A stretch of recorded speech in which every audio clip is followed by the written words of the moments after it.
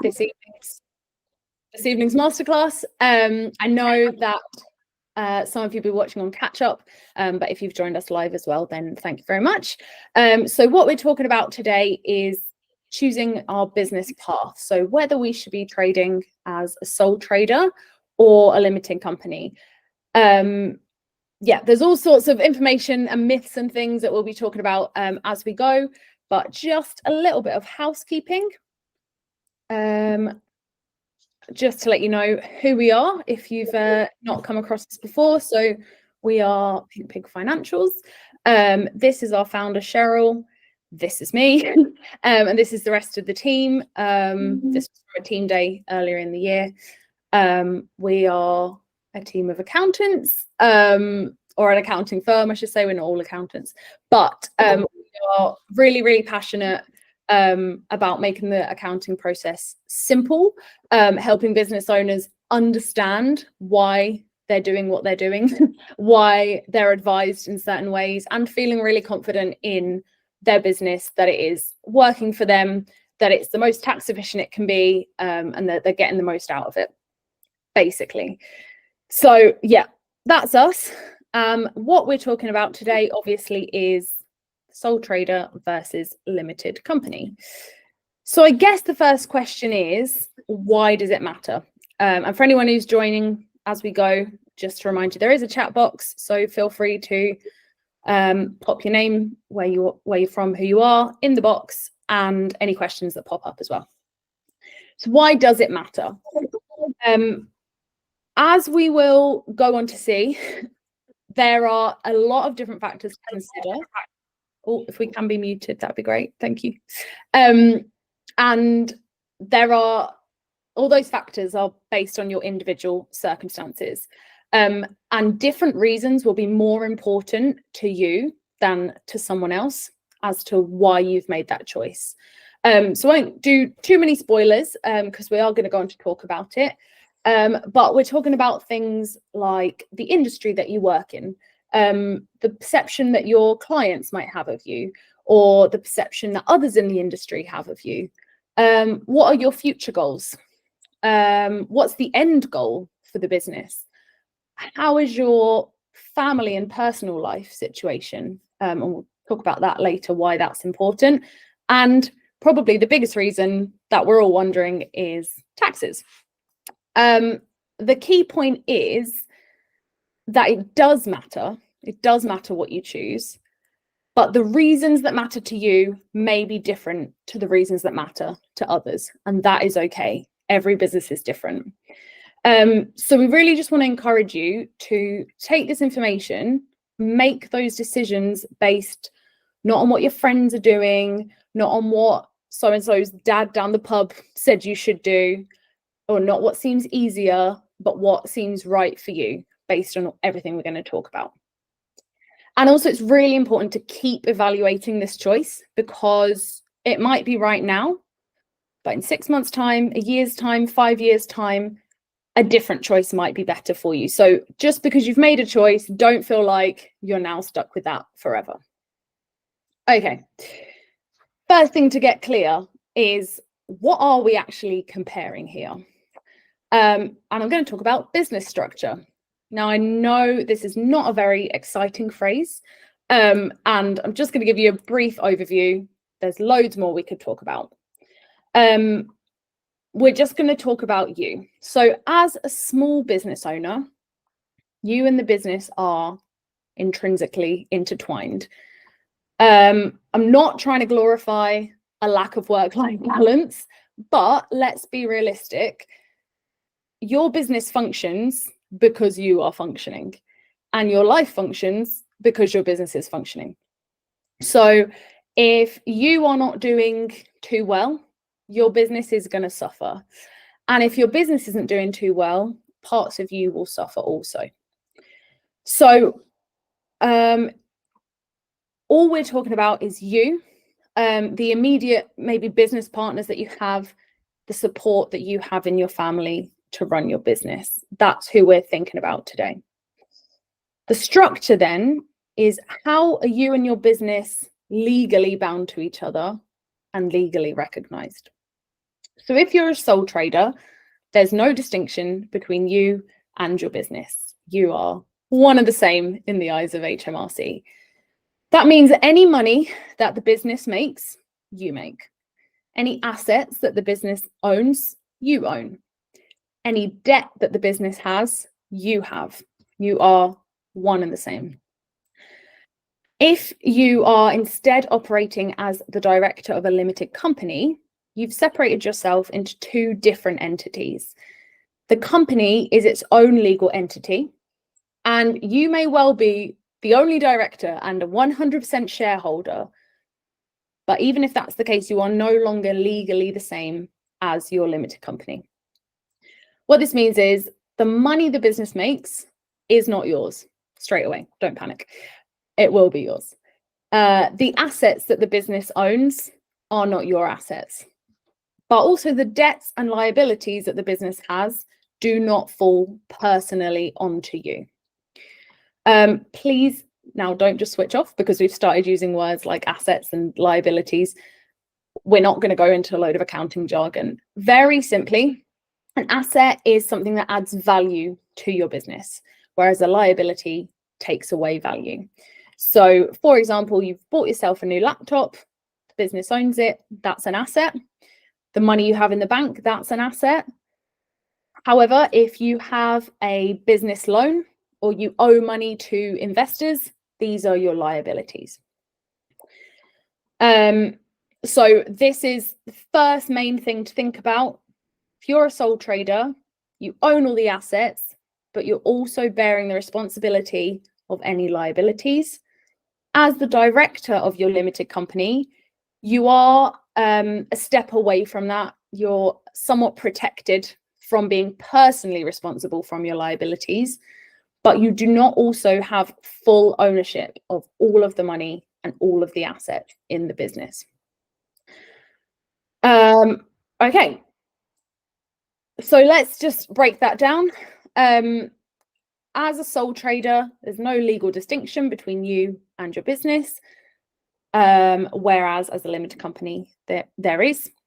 In terms of profits, as a sole trader, that money is all yours at this exact moment for the purposes of tax. Whereas as a limited company, that money does not automatically belong to you. And as we'll go on to see, you are not automatically and immediately taxed on that money. And again, as a sole trader, everything the business owns or owes is yours too. But as a limited company, they belong to the company and not you. Okay, so let's talk very quickly about setting up, because obviously we're talking about things like legal entities, and we don't want to mess that up. We need to make sure we are compliant. Oh, let me scroll down. Okay, so to set up as a sole trader, all you need to do is head to HMRC's website. You can literally Google register for self-assessment.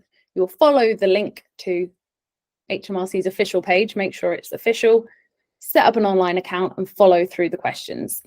They will be asking things like, when did you start earning money? What sector are you in? They'll need your national insurance number. Then after that, they will let you know the first year they want a tax return from you. It will either be the current year or the previous year that we've just had.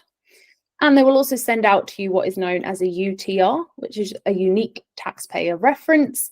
And that is, along with your national insurance, what will then identify you to them when you're going to pay your tax. That's basically all you need to do. You are now registered. Your only obligation to them, tax-wise, is to file your self-assessment tax return each year. If you need the key dates for this, take note. The self-assessment tax year runs from the 6th of April to the following 5th of April. So we are currently in the year 6th of April 23 to the 5th of April 24. Obviously, that will soon be ending. And then we'll be in what's called the 24-25 tax year from the 6th of April 2024 to the 5th of April, I nearly said the 7th, to the 5th of April, 2025. When you're beginning your self-employment, you need to have registered by the 31st of October after you have started trading. So what that means is if you start your business in April, you will need to register by the 31st of October. And then the tax return, the self-assessment tax return, is due to be filed and paid by the 31st of January the following year. So it gets a bit confusing. So the year we're in right now is 23-24. It's going to end on the 5th of April this year. All tax returns will be due by the 31st of January next year. And then we'll start all over again. Setting up a limited company involves a little bit more. And to be honest, this is why we would recommend getting an expert to do it for you, but it is not compulsory. You can do the setup yourself. The first place you need to go this time is not actually HMRC, but to Companies House. When you get into Companies House, again, you will find their page. Google setting up a company, Companies House. It will take you to the page. You need to find a unique name for your company. Just to note, the legal name that you choose for your company may be different to your trading name. So, for example, I've got a lot of friends who sell Tropic. Obviously, they trade as Tropic, but that name is definitely already taken. So if they were setting up a limited company, they would have to have a different legal name, trading as Tropic. So it's fine if your legal name and your trading name are different, but you would need to say, for example, Fate Company Limited, trading as Tropic. It can be tricky to find a name that hasn't been taken, but it can be a nice chance to get creative as well. Then Companies House will require, obviously, some more information from you. And you will start to come across some legal and financial jargon, something called the Memorandum and Articles of Association. And this is a fancy way of saying who's part of the business, what does the business do, where is it located, where should we send information to, all of that. So where is it located and where will the information be sent? You will need to give them a registered address for your company. This address will be visible to anyone who searches it on Companies House, and that is along with the name and birth date of any directors.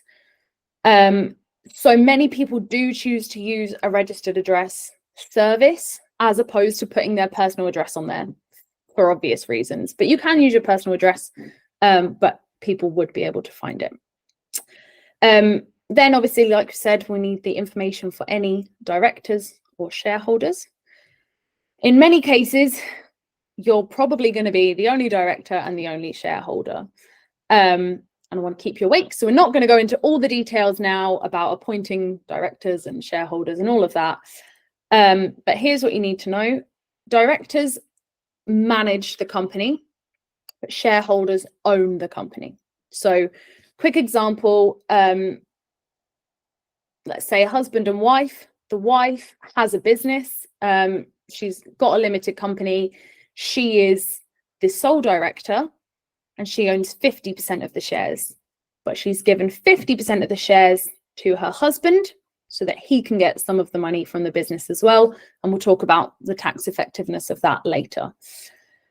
That is something that we do quite often advise. If you have got like a long-term partner, that you can bring them into the company as a shareholder. It's a way of getting more money out of the company. Some people do choose to give their kids some shares and things. Just be aware that anyone who you do appoint is entitled to have a bit of a say in the company and a share of the profits. So we wouldn't just go doing this willy-nilly. You want to make sure they are people that you can trust long-term. And the legalities for a limited company. So we're talking two parts now. It's Companies House and HMRC. So Companies House are going to require a confirmation statement every year This will confirm all the details that you set the company up with, that they are still correct, or you'll tell them about any changes. And you will also file the accounts to Companies House. HMRC obviously want your money, so you will be filing your corporation tax return to HMRC, and then you get to pay them.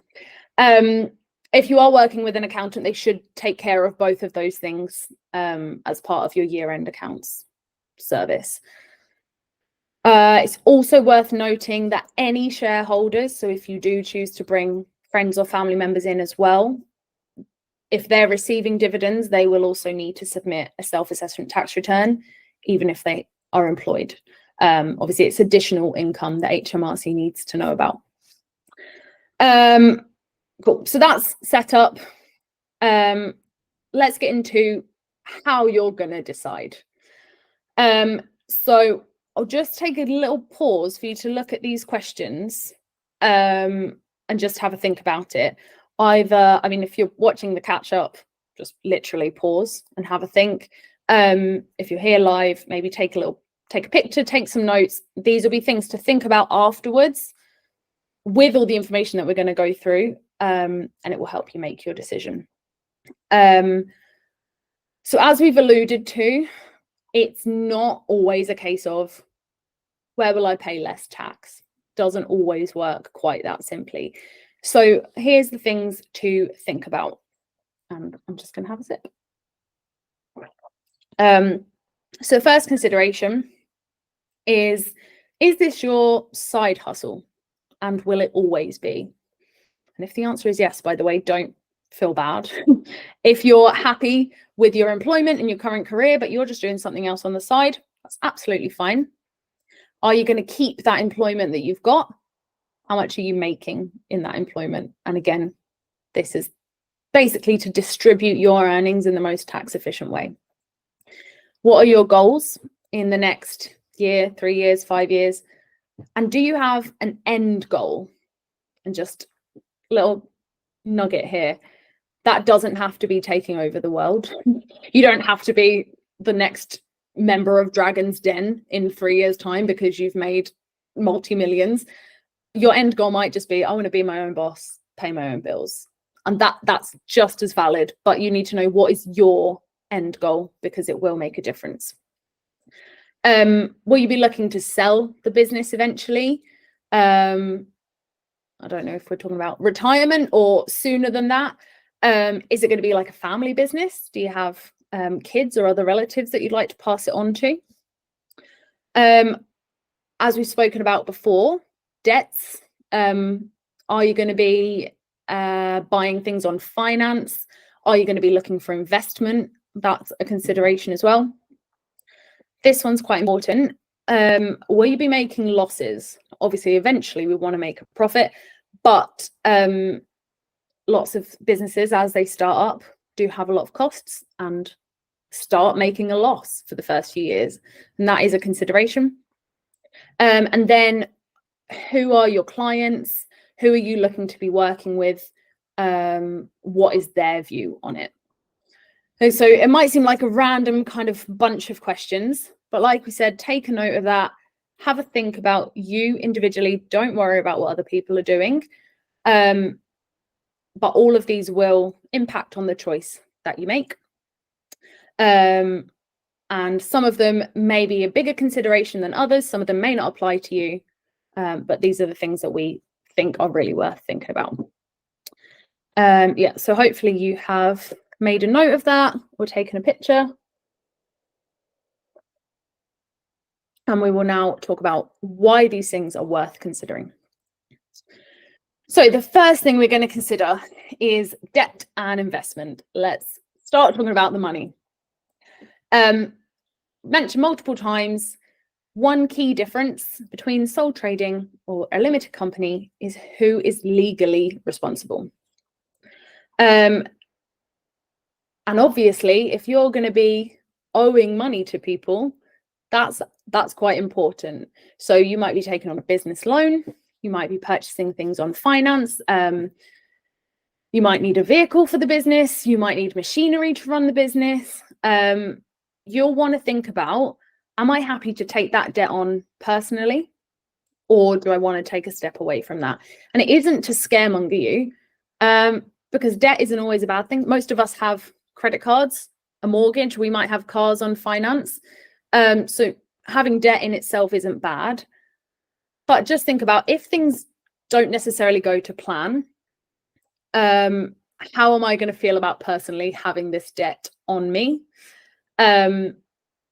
Worst case scenario, obviously, is that your personal possessions could be at risk.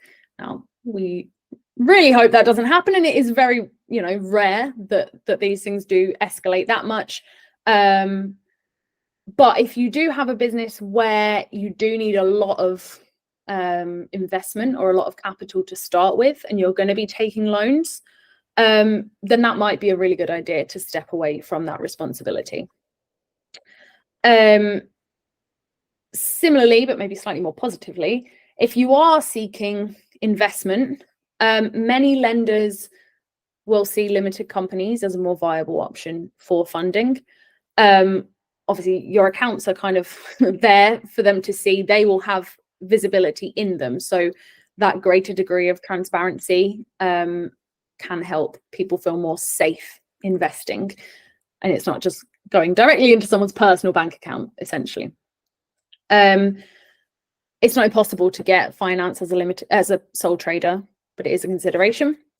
And it's not impossible to move repayments and things. So if you are currently a sole trader, but you would like to become a limited company, you can, for most part, you can move the responsibility into the limited company. But it might just save you a bit of hassle if this is something you're going to be doing, to just start the company already. So that's the first thing to consider. Number 2 is the future. And I know that sounds a bit strange. You'd think it would be the last thing, but it does make sense actually in your setup. If you do not have a 10-year strategy and a retirement exit plan all planned out, don't worry, you don't need to. And that might not even be what you want, and that is fine. But just to be aware, we would be missing out on consideration if we didn't tell you that if you are looking to sell the business, or even to pass it on to family members, then getting the business valued, marketing it, selling it, and transferring the ownership of it as a limited company is going to be easier and attract more outside interest than trading as a sole trader. So just a small one, might not apply to everybody, but if you're wanting to sell, it will probably be easier to sell your limited company. Okay, number 3 is the industry that you're in. So we want to consider what the industry norm is, if that even matters. And actually, the biggest thing is, how will your clients perceive you? Let's take the industry first. In some sectors, operating as a limited company can be, rightly or wrongly, perceived as being more professional. Or it might just be, that's the way that everybody does it. And sometimes it's good to break the mold, but if it's going to make your life really difficult, just go, we can just go with it. So, for example, we've got clients who work in law, are lawyers, and very often when they are consulting for other companies, those companies require them to be a limited company. So it's kind of not even a question for them. But in plenty of sectors, it won't matter. And it wouldn't change if people chose to work with you or not. Similarly to this is your clients. Will they perceive you differently if you've got a limited after your name? Some people think that a limited company is more trustworthy. They might feel that they have more protection in working with you. I think for a lot of companies who work, who trade mostly business to business, a lot of businesses want to work with limited companies. But in all honesty, some people really won't care. And especially if we're talking about direct to consumer businesses, probably won't matter to them at all whether you've got a limited after your name or not. So if it won't be a deciding factor in your gaining clients or how you're perceived in your industry, don't worry about it. Cross this consideration off. But if it could impact the kind of level of work that you're able to take on, then obviously it is worth thinking about. Tiny little caveat here as well is that some some companies that you work with will also want you to be VAT registered. I'm not going to go into the VAT rabbit hole right now. But again, it's one of those things where if it's going to help you get work, if it's going to help you become recognized in your sector, it might be worth doing. If it isn't, then I wouldn't worry about it. So how are you going to be perceived by those who you want to work with? The next consideration is losses. So as we mentioned towards the beginning, lots of companies, lots of businesses do have big startup costs, and they might make a loss for the first few years. We would like to make a profit eventually, but it happens. It is normal for lots of industries. Why is this important to whether you trade as a sole trader or a limited company? Well, if you're a sole trader and you don't make any profit, fine, you don't have tax to pay. That's great. If you're a limited company, you can choose to carry your losses forward and offset these against future profits. So if you will be making significant losses in the first few years of trading, then it could really help you with tax when you do go on to start making a profit. Again, for lots of you, that might not apply. Obviously, if you're investing in machinery or buildings or stock, this might be something to consider. But if it's not for you, then again, cross it off your list. Don't need to worry about that. We're going to come to consideration number 5. We've arrived at the big one. It's tax. I'm sure this is probably the number one reason on everybody's mind. Will it save me tax if I change the way that I'm trading? So, in a nutshell, as we're all too aware, the more profit you make, the more tax you pay. And that is true whether you are a sole trader or whether you have a limited company. And just to be clear, profit is what's left after you've deducted all of your expenses from your sales. So we're not talking about turnover. We're not talking about the amount of expenses you have. We're talking about what is left. I don't know, you've made £100,000 in sales. You've had £50,000 in expenses. Your profit is 50,000. Very different to turnover, so be aware of that. Okay, so let's get into tax. We're going to have a look at the different tax considerations for sole traders versus limited companies. Don't worry too much about getting the calculators out and figuring out the tax now. We will give you information on our follow-up on how to figure this out kind of to the penny for yourself, but it's just to give you an idea of what you need to be thinking about. So as a sole trader, it's most likely that step 1 is going to be your tax-free allowance. Most people, unless there are different circumstances, have a tax-free allowance of £12,570 per year.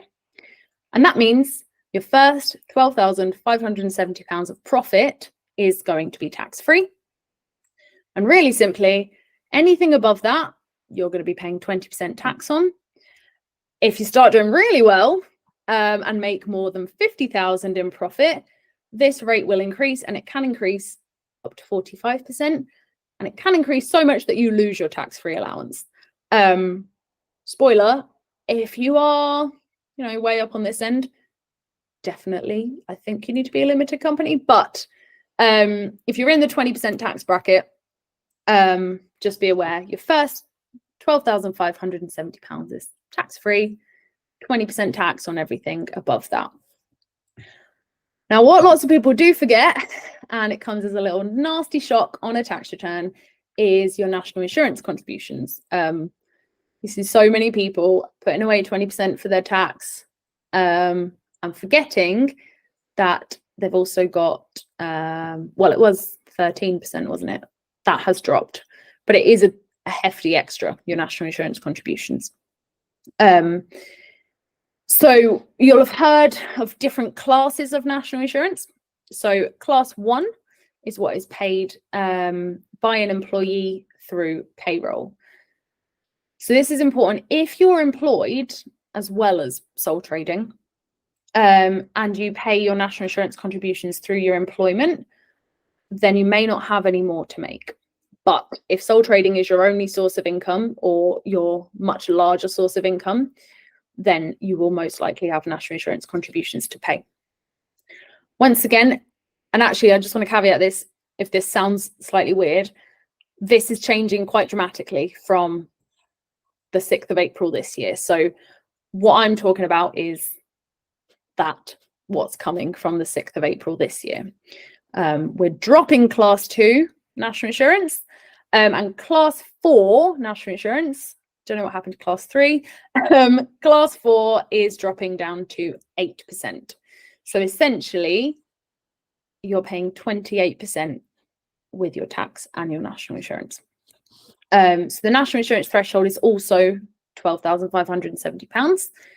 So anything above that, we're paying 20% tax, and you're going to be paying 8% national insurance. Again, once your profits increase over 50,000, obviously there is more to pay. Sadly, that's not quite the end of the story either. Once you owe more than £1,000 on your self-assessment tax return, you will have to pay double. Basically, you will be required to make a payment on account, which is essentially the same amount again, in advance of the next tax year. So as you can imagine, the first year this happens, it hurts quite a bit. After that, obviously it does even out a bit. But yeah, in context, to owe £1,000, you're going to have profit of around 16,000. So actually it might come sooner than you think. And again, we're not trying to scaremonger, just please be aware, if you're doing the right thing and you're saving for your tax, don't forget your national insurance, and don't forget that you may have a payment on account. You may need to put away more than you realize.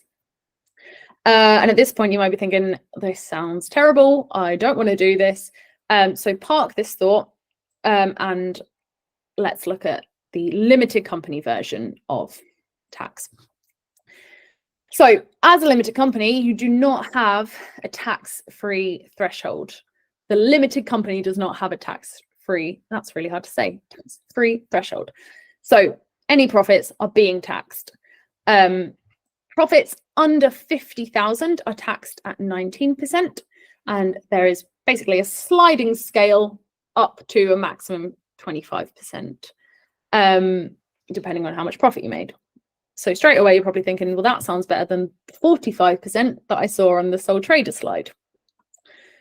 The next thing to consider, though, is how are you going to get the money? Because we've made it very clear, you don't own that money. It's the limited company's money. So how are you going to get at it? So in 9 out of 10 cases, what we would advise is that you employ yourself.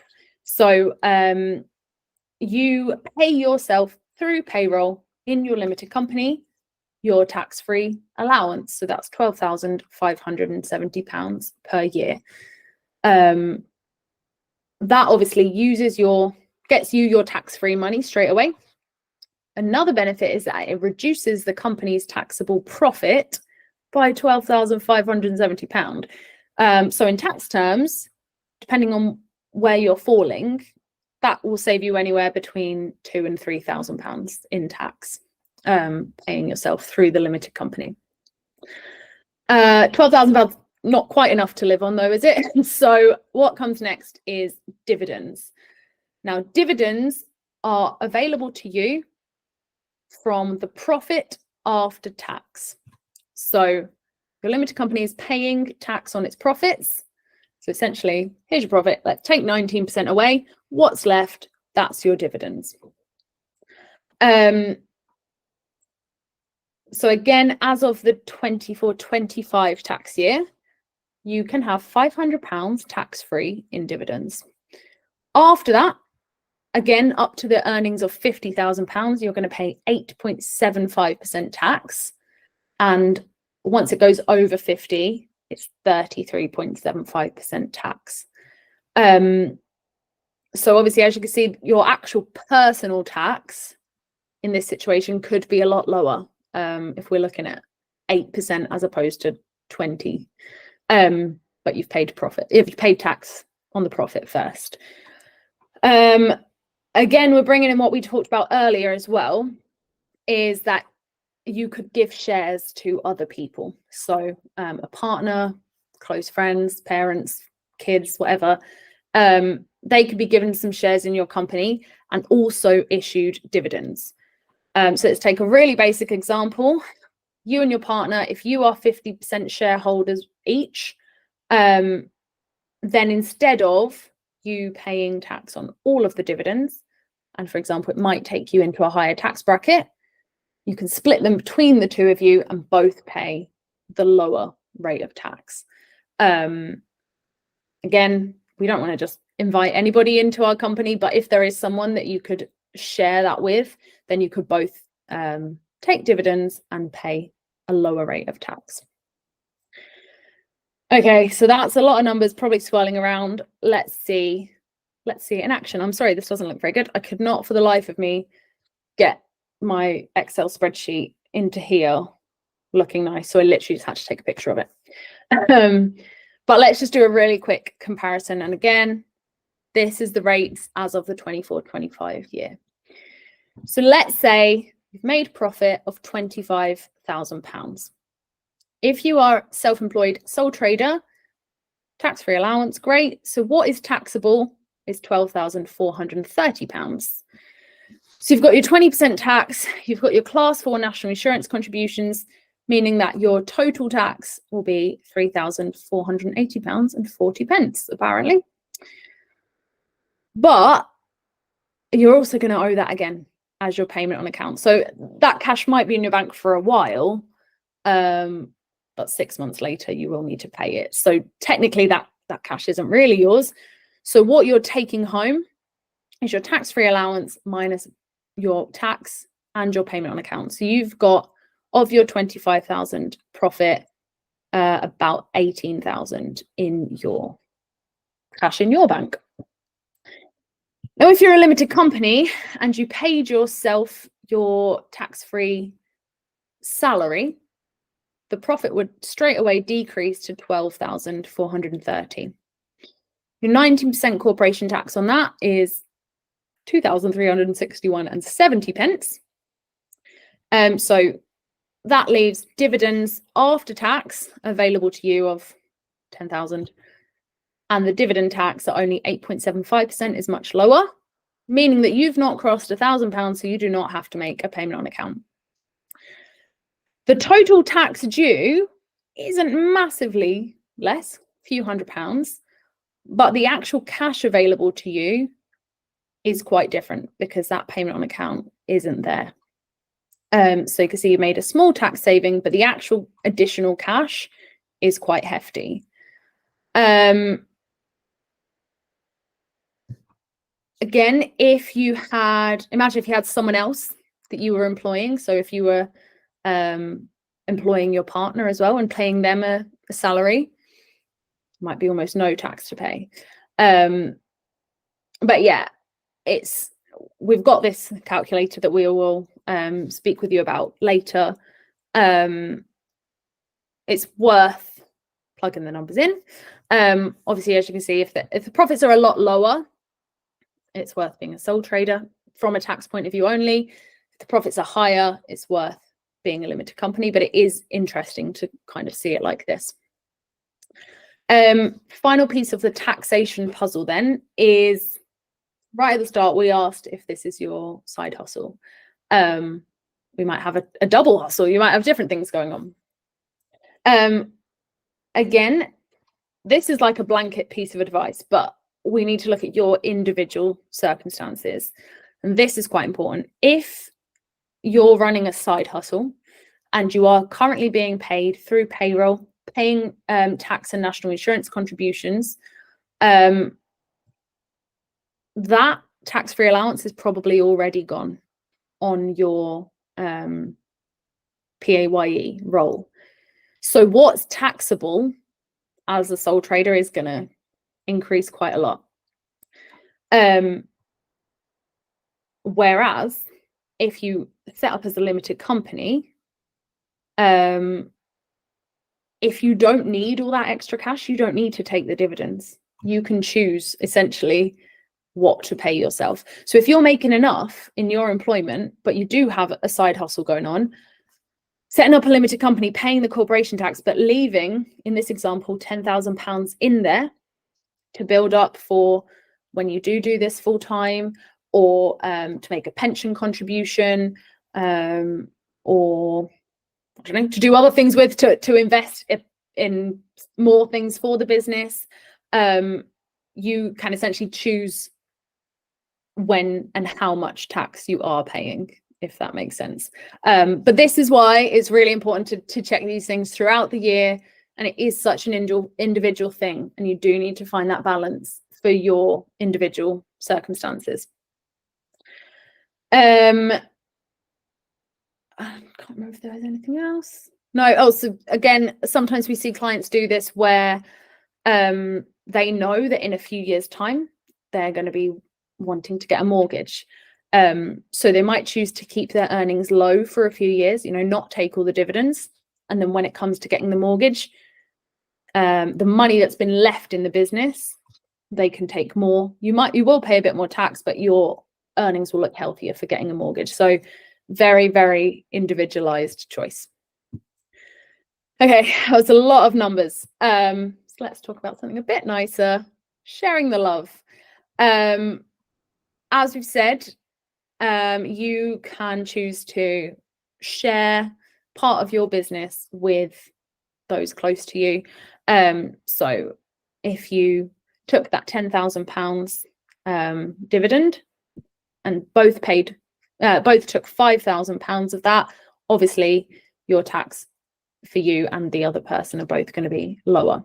As a sole trader, that's not an option. You cannot give part of your profits away. So if there is someone that you do want to bring into your business, then again, potentially being a limited company is a choice for you.